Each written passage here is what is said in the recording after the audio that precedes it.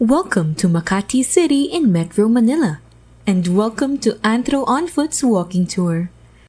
This is a self-paced walking tour that features key heritage sites and cultural highlights in the area. We hope you enjoyed this tour as much as we enjoyed curating it. The Kingdom of Namayan, which existed in the 12th century, rose to power under the rule of a single king, uniting a vast territory stretching from Manila Bay to Laguna de Bay.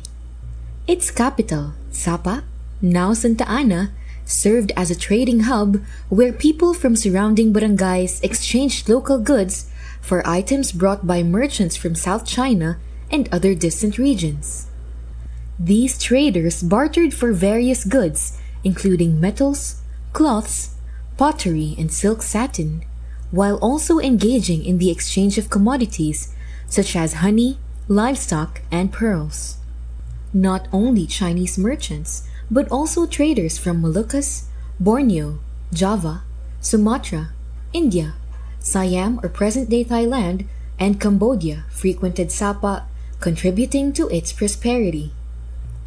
The kingdom's influence extended beyond Luzon, as evidenced by the betrothal of Lady Sasaban, a princess of Namayan, to Prince Solidan, heir of the Majapahit Empire, which ruled over present-day Indonesia.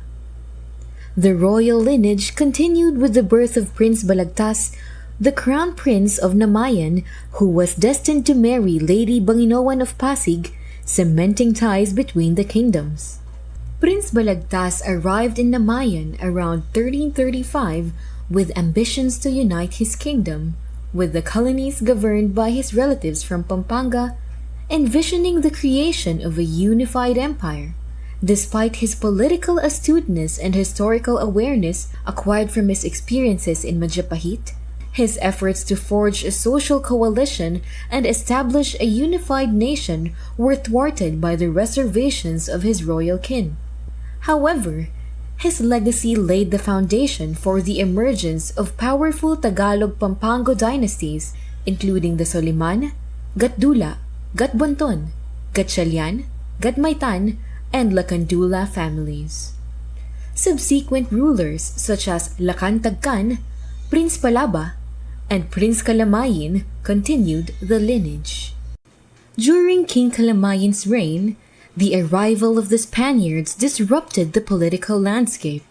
Despite initial friendliness, tensions escalated, leading to an exchange of gunfire between the locals and the Spanish expedition led by Martin de Goiti and Juan de Salcedo. Lacan Dula of Tunduk chose peace over resistance, convincing his nephew Soliman and Raha Matanda to submit peacefully to the Spaniards.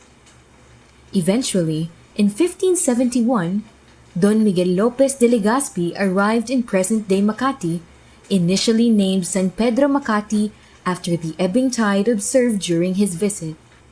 The locals' refusal to be relocated inland delayed their evangelization, resulting in Pueblo being placed under the jurisdiction of the Franciscan Fathers until 1670. In 1589, Capitan Pedro de Brito acquired a vast marshland, a portion of which would later become Makati, through a public auction of 1,400 pesos. Despite his efforts to spread Catholicism, locals resisted moving inland. The Calced Augustinians succeeded in establishing a parish church in Guadalupe when locals refused to relocate. In 1608, De Brito and his wife donated half of their estate to the Society of Jesus, funding the construction of a church and a novitiate.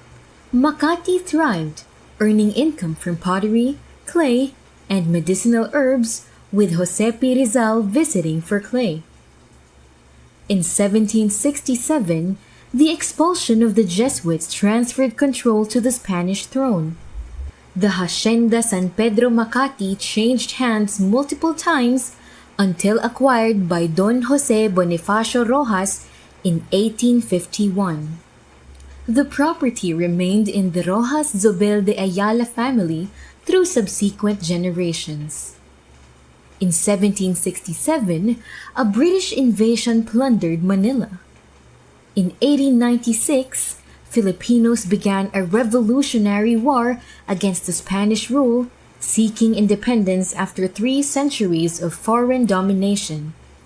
During the American occupation of the Philippines, General Pio del Pilar, born and raised in Makati, led revolutionaries against the American forces using the English Cemetery and Guadalupe Church as strongholds.